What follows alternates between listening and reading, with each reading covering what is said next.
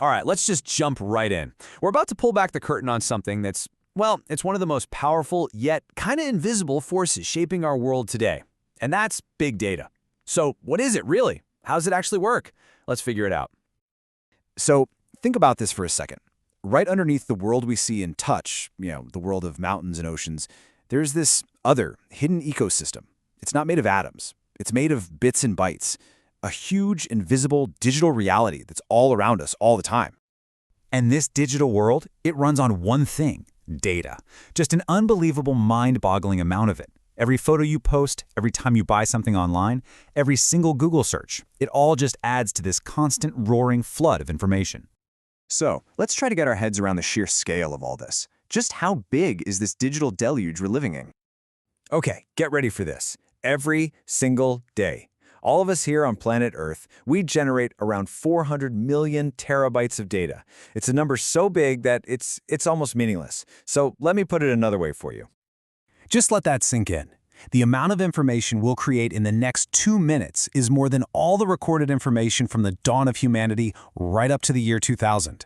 I mean, that's not just growth, that's an explosion. And, well, that creates a pretty massive challenge.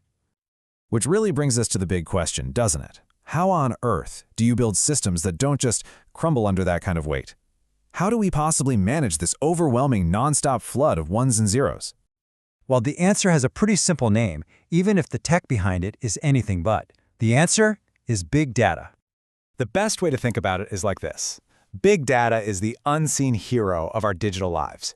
You don't see it, you don't really notice it, but it's always there, working away in the background, making sure that when you check the weather or stream a movie, everything just works instantly. So what does a big data system actually do?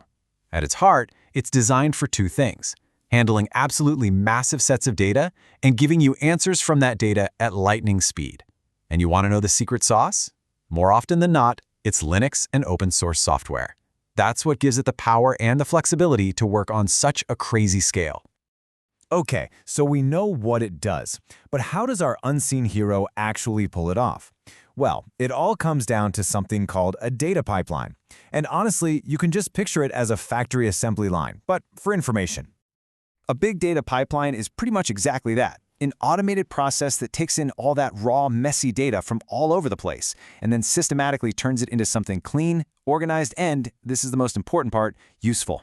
That supply chain for data analogy? Yeah, it's perfect. And just like any good supply chain, it's got 4 key stages. First, you have to collect the raw data from everywhere. Then you organize it, clean it up, put it in a standard format. After that, you store it somewhere safe.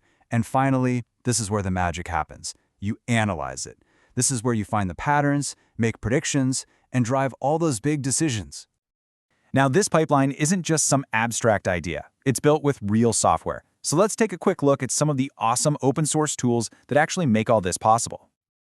So to make this whole pipeline work, you need different tools for different jobs. For instance, you need something like Apache Kafka to act as the central nervous system, just shooting data around in real time. Then you need a big engine, like Apache Spark, to do all the heavy lifting and the analysis. Of course, you need a place to store everything, and that's where something like Ceph comes in. And a database like ClickHouse lets you pull out insights super fast. The main takeaway here is that it's a whole ecosystem of powerful open source tools, all working together.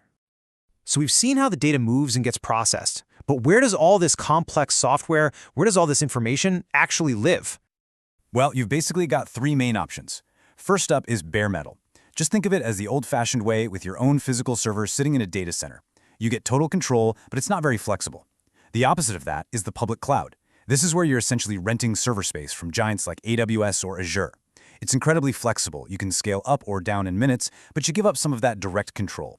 And finally, you've got the private cloud, which kind of tries to give you the best of both. The flexibility of the cloud, but on hardware that you control. It's really powerful, but it's also the most complex to manage. So let's kind of zoom back out and bring this all together. When you step back and look at the whole picture, you start to realize just how fundamental this whole system really is.